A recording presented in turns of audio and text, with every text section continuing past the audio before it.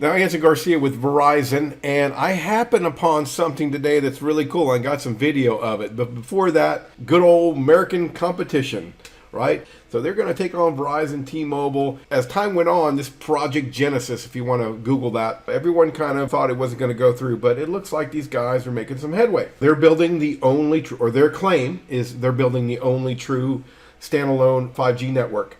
Now, why is this, or why do they claim this? It's because of all of us guys. We have pre-existing 4G, 3G, CDMA, GSM, all this stuff kind of tugging along, and all the cutting edge tech like massive MIMO, slicing, etc. can be done on a standalone 5G network right out of the gate, whereas we have to take some interim steps that the 3GPP organization has laid out to bring along LTE and 4G.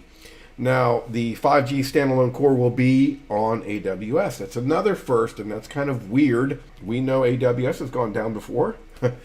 So we'll see how that goes. Now, they have a good amount of spectrum holdings. Very interesting spectrum holdings, by the way, and they've been at this game for a while. Since 2010, they started acquiring spectrum holdings that were kind of loaned themselves to the wireless networking arena. Boost Mobile was owned by Sprint, but after the Sprint and T-Mobile merger as part of this deal, Dish acquired Boost. They originally had roaming agreements with T-Mobile, but that just went south not too long ago, and now they have agreements with AT&T. So out of the gate, they're going to have some good national coverage. And I believe Ting customers, these customers also owned by Dish, by the way, are going to be the first wireless customers that are going to have access, or to have access to plans to this 5G standalone network.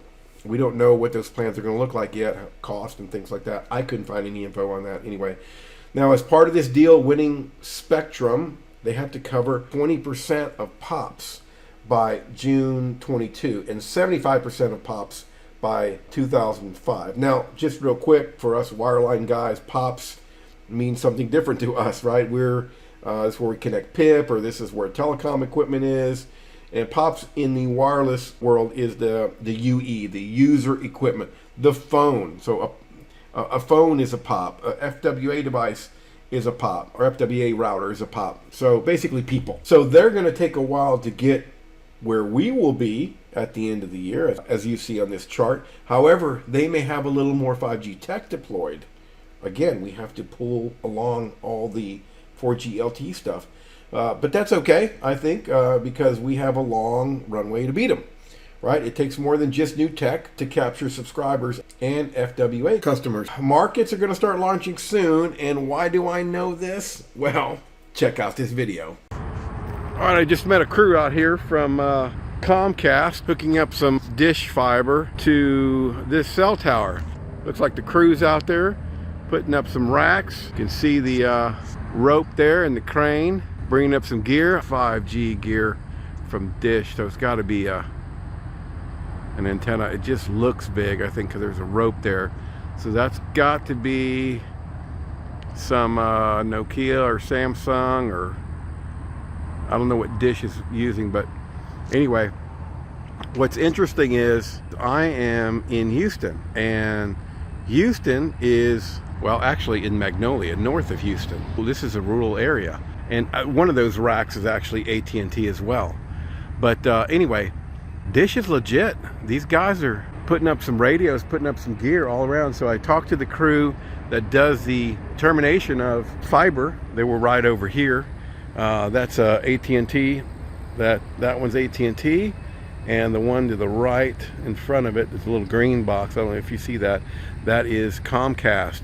So they're terminating the fiber that goes over there to the rack on the cell tower there. Now we can't go in there because the crews are in there, and they got a crane in there, and you know, all the OSHA stuff.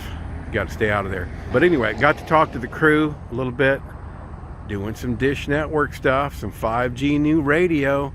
So it's very interesting. In fact, it's pretty close to my house, so I'm very interested in trying some 5G phones from Dish soon.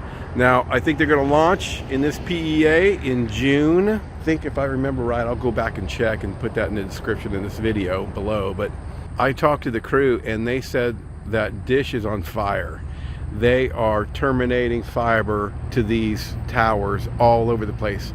In fact, the guy, his name was Robert, Shout out to Robert with 4 fiber networks, and he said he's done like 15 just in the past week and a half or 2 weeks.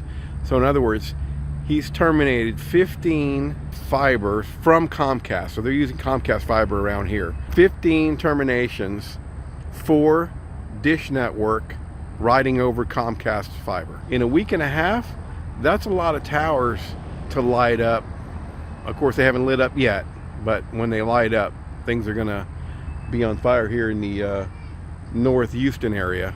Cool stuff going on here in Magnolia, Texas.